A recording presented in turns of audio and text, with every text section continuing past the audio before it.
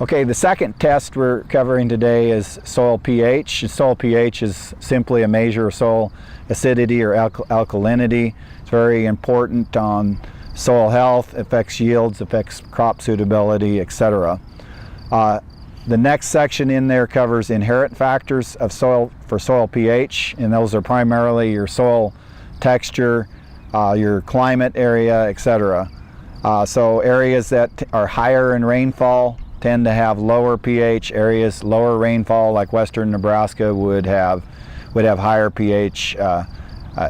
Also, soils that are higher in clay and organic matter have more ability to buffer or resist a change in pH versus sandy soils that are low in organic matter will very easily change.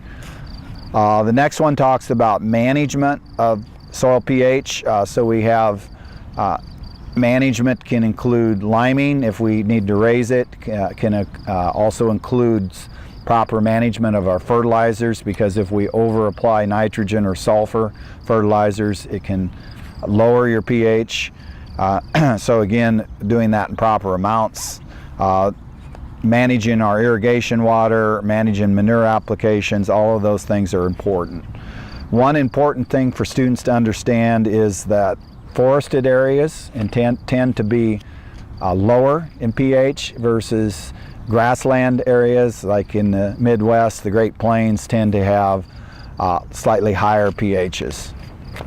The first table lists some of the common crops and what level of pH they like and which is best for productivity. For example, corn, a 6.8 would be ideal.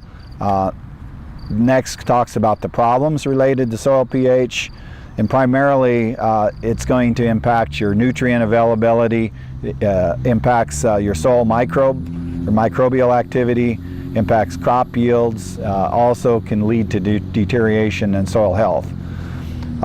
Covers some of the 4 primary things that you can do when applying phosphorus, for example, for applying phosphorus frequently in small amounts, reducing contact between soil and phosphorus. Some of the key things that you need to understand on managing for soil pH. The other tables, figure 1, figure 2, show the nutrient relationship, availability between soil pH. And most of our nutrients ideally want to have close to a neutral pH around a 7. Shows phosphorus availability relative to pH ranges. When we get to the lower levels of pH, more acid, it fixes phosphorus by aluminum and iron.